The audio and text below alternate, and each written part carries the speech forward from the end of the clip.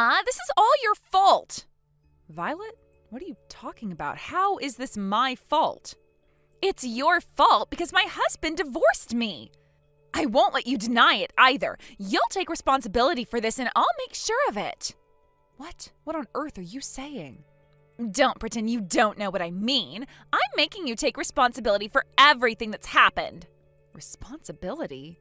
The fact that my husband found out about the affair, it's all your fault. You have to make this right by introducing me to a man who makes $100,000 a year. Wait a second, let me remind you of how everything went down. The whole thing about your husband finding out about your affair? Well, it all started when I was walking through the shopping mall with my husband, Phil, and your husband happened to spot us from a distance. He mistook me for you because of our similar build. That's when he became suspicious and hired a private investigator. Wasn't that the case? Yes, that's right. It wasn't even a close encounter. We had only met your husband once at my wedding, so there was no reason for him to recognize me from a distance. He couldn't have known it was me, but after he realized the mistake, he apologized to your husband for the confusion. However, in the end, it turned out that you were the one having an affair with a classmate you reconnected with at the reunion. So how is that my fault? Look, no matter how you try to spin this, it's clearly your fault. You were the one who got me mistaken for you. If you hadn't been so misleading, my husband wouldn't have been confused in the first place. It's your fault for putting me in that position. Not only that, you also happened to go to the shopping mall at the same time as my husband. That's also your fault. Well, hold on a second. The main issue here is that you were the one who cheated in the first place. If you hadn't cheated, none of this would have come out in the open, would it? The blame falls squarely on you. If you hadn't been seen by my husband, there would have been no way for him to find out about the affair, and none of this would have happened. So yes, it's absolutely your fault. You're the one to blame, not me. Now hurry up and introduce me to a man who makes $100,000 a year. Once I start a relationship with him, I'll make sure he helps me pay for my husband's alimony. This is ridiculous. You're seriously asking me to do that for you? You don't have much time left until the alimony deadline, so you better hurry up and do something about it. I don't care about your problems. Take care of it yourself. If you won't help me, then I'll just take your husband instead. What? Phil is so good looking, isn't he? And he's clearly a successful guy, right? Clearly he's way too good for you. I'll take him off your hands. You really don't understand anything, do you? Why don't you just get a job and work to pay for things yourself? It's clear you're too stubborn to let a man take care of you. How pathetic. Oh, I see. Violet, you're just impossible. I've had enough of this. What do you mean? Well, I've got some things going on in my life too, you know. I can't afford to waste any more time dealing with you right now. For my own mental health, I've decided that I need to distance myself from you more than ever. I'm sorry, but I can't deal with you anymore. Goodbye.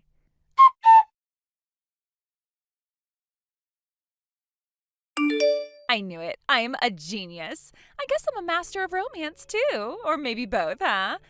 Hey, Emma. You know Phil? Well, he's mine now. Right now we're at a hotel with a name that starts with R, getting all cozy. What? What's going on here? Wait, what are you even doing?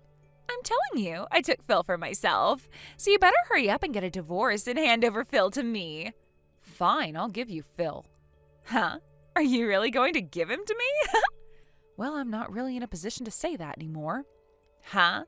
Oh, I see. That's a declaration of defeat toward me, huh? If you want to take it that way, go ahead. Honestly, I don't even care anymore. But I do have one question for you. What is it? Why did you target Phil? I can't imagine you'd go after him just because he's good looking. That part's really strange.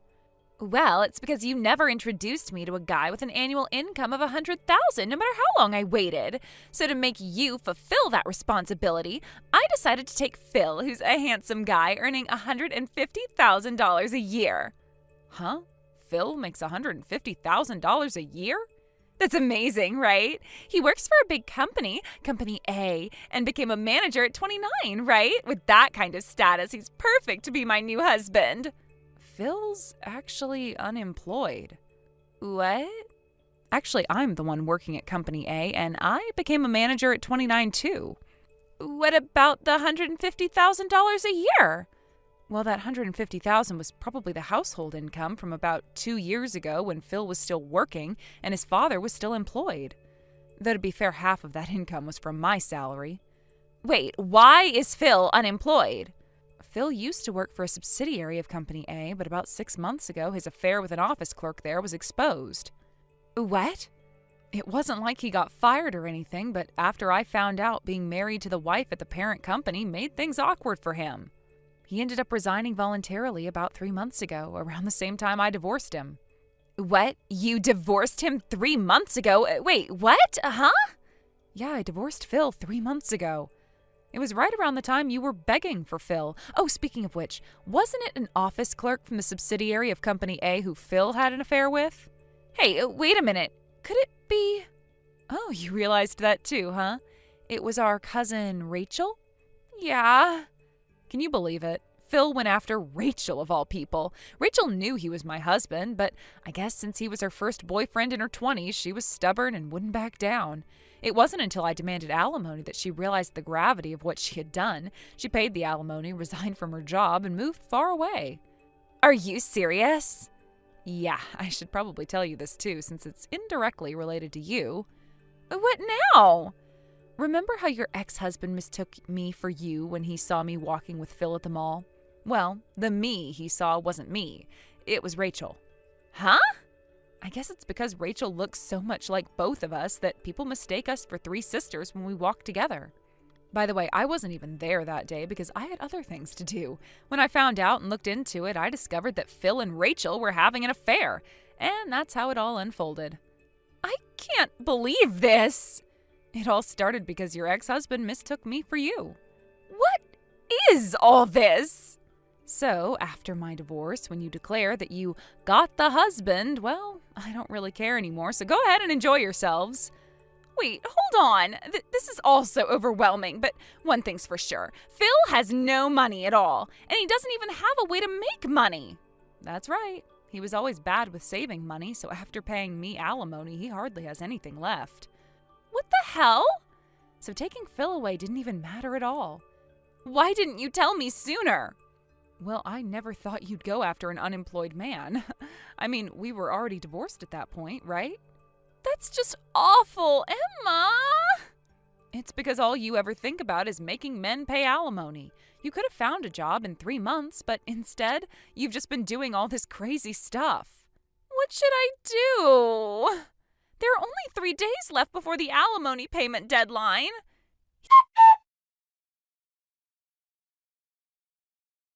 He went and abandoned me. That's a misunderstanding. Huh? Well, whatever. It seems like that's not the main topic anyway. By the way, wasn't today the deadline for the alimony payment?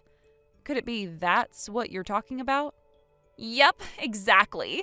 It's unbelievable, really. He made me his wife and paid all the alimony for me. Can you believe that? He didn't even hesitate. And then out of nowhere, a guy appeared who said he fell in love with me at first sight. Did you meet him? I haven't met him in person yet, but if he's willing to pay all my alimony up front without a second thought, he must be incredibly wealthy, right?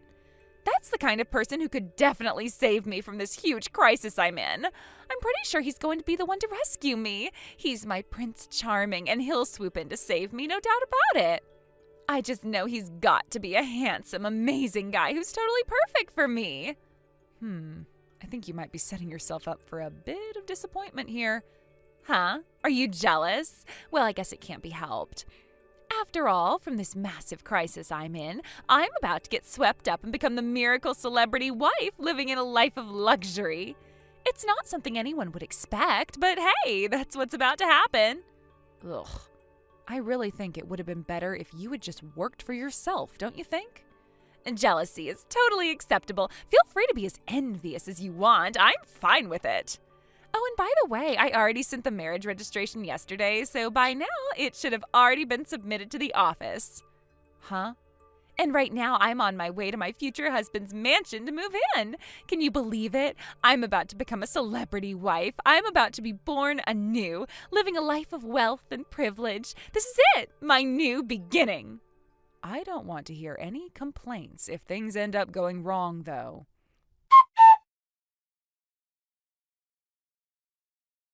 Emma, help me!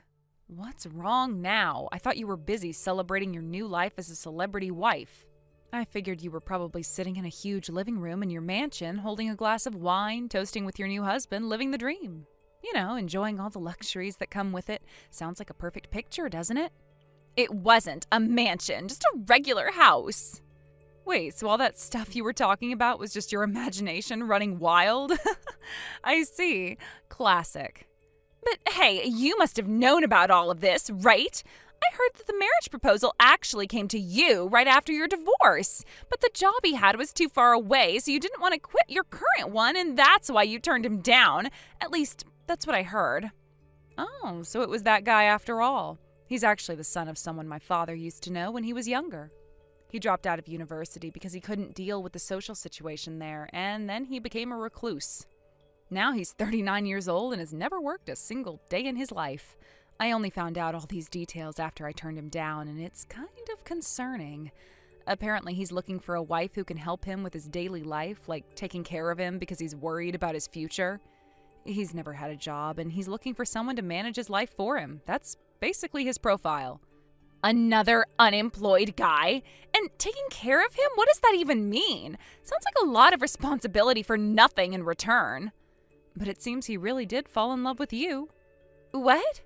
Apparently, when he first saw my photo, he said that my face was just his type, but I was a bit too old for him. Then he found out I have a sister who looks exactly like me, and that's when things changed. He decided that you were the one for him, and that's how you became his choice. It sounds ridiculous, right? But it's true. That's the reason you ended up being the one he wanted. Well, if that's the case, why not just marry Rachel instead? Rachel is unreachable. She's been out of contact for a while now, so that's impossible. I don't want to marry some guy who smells like he's been working in a trash heap all day long. And he's saying I have to go to work starting tomorrow. He's insisting that I start working right away. I can't believe it. Emma, please, you have to help me. Can you take over for me? Wait a minute, I can't just take over for you. I've got my own responsibilities. Right now I have an online meeting with the overseas product development team, and I need to focus on that. I don't have time to switch places with you. What? The time difference between us is such a hassle. It's like we're working in two completely different time zones, and it's making everything even more stressful. I have to be on top of my game, and I don't even have time to help with your problems right now. Emma? All right, then. I'm really sorry, but I've got to go. I'll talk to you later. Wait, Emma, no!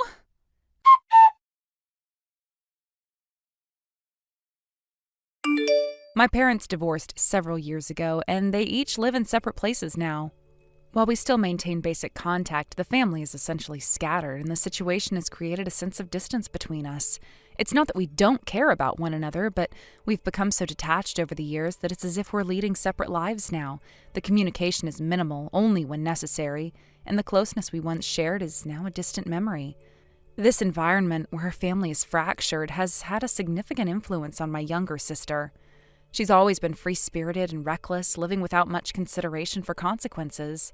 To put it in a positive light, you might say she's a woman of many loves, someone who's always seeking excitement and new experiences. That's the kind of person she is, always chasing after the thrill of something new. But the reality, as most people would see it, is much darker and far more cynical. In truth, she's a woman who delights in stealing other people's partners. Her idea of love isn't one of deep connection or mutual respect. It's more about the conquest, the thrill of taking someone away from their spouse or significant other. She doesn't seem to care about the harm she causes, nor does she seem to understand the emotional damage her actions leave behind. For her, it's all about what she can get in the moment, with no regard for the consequences that might follow. She's the kind of person who enjoys drama, attention, and the chaos that comes from breaking apart other people's relationships. And this behavior eventually led her to a man who, in a way, mirrors her own dysfunctional view of relationships. She ended up with a 39-year-old man who's a shut-in, someone who is completely withdrawn from society and refuses to engage in any meaningful way with the world. He's a hikikomori, a man who has chosen to stay indoors, cut off from social life, and remains entirely dependent on others for his care and survival. It's a strange match, given how she's always sought excitement and passion, but for some reason this relationship seemed to hold her attention for a time. However, this choice has created a complicated web of emotions and obligations for my sister. She wants to escape. She wants to leave him behind and return to a life where she isn't tied down by this man who has nothing to offer. She regrets ever getting involved with him, and now she's trapped in a relationship she never wanted to begin with. But despite her wishes to leave him, there is a complication: our father. Our father sees this man, her husband, as someone of value. To him, the man was not just any random person, but the son of someone he considers a benefactor, a person who helped him in the past and whose debt he feels obligated to repay. As a result, even though my sister wants out of this relationship, my father has made it clear that he cannot allow the divorce to happen easily. There's too much history involved, too much debt that is yet to be settled in his eyes. It's frustrating for my sister. She feels like she has no escape, no way out of this marriage that she never truly wanted. My father's insistence on protecting the image of this man as a family ally means that my sister has been forced to stay in this toxic relationship. Even though it's causing her misery, it's like she's been trapped in a cage and there's no way to break free, no matter how much she wants to run away. And to make matters worse, the situation has become one of surveillance and control. My sister feels like she's being watched every moment of the day. Every move she makes, every decision she attempts to make, is scrutinized by both our father and her husband. There's no privacy, no space for her to be her own person. She's forced to take care of him and cater to his needs as though she were his servant, not his wife. From the smallest tasks to the biggest responsibilities, she's expected to do it all. And if she falters, there's punishment in the form of guilt, blame, and pressure. My sister has become a caretaker in a relationship where she should have been able to live freely, but instead she's trapped in a role she never agreed to. There's no relief for her, no reprieve from the constant demands of the people around her, and even when she tries to distance herself or take a moment to breathe, she's always pulled back in, forced to comply with expectations that don't allow for her own happiness. The pressure is overwhelming and it's breaking her down piece by piece. Then one day, a bombshell announcement came out of nowhere. My sister was pregnant. I was shocked when I heard the news. It was completely unexpected, and to be honest, it felt almost surreal. The timing couldn't have been worse, and the situation surrounding the pregnancy only made things more complicated. With everything going on between her and her husband, the last thing anyone expected was for a new life to enter the picture. Her pregnancy felt like a cruel twist of fate. It was as if the universe had decided to throw one more challenge her way, just when she thought she couldn't handle any more. For someone like her, who has never been ready to fully commit to a relationship, let alone raise a child, this news hits hard. It wasn't a joyous occasion. It was a moment of added pressure, a reminder of the responsibilities she would have to face in the near future. As I processed the news, I couldn't help but feel a mixture of emotions. On one hand, I knew how much my sister had struggled to find her place in the world, and I felt sorry that she was now going to be tied to a man she didn't love, carrying the weight of his responsibilities as well as her own. On the other hand, I couldn't deny that the pregnancy changed everything, that it was a pivotal moment in her life that would force her to confront her situation head-on, whether she was ready or not. As strange as it may sound, I couldn't help but think that this news, despite its shock, was almost like an eerie premonition. It felt like the kind of story you'd hear around the time of Halloween, the season when people tell ghost stories and reflect on the dead. It was an unsettling feeling, as though we were standing on the edge of something we couldn't control. The supernatural undertones of the situation made it seem as if we were caught in the midst of a tale that would end in something far darker than any of us could have predicted. This pregnancy, unexpected as it was, might just be the catalyst for a series of events that would change everything for my sister. Whether she would be able to escape her marriage, regain control of her life, or face the consequences of her actions remained to be seen. But one thing was clear: her life would never be the same again. Thank you for watching. Please subscribe and hit the like button. See you next time.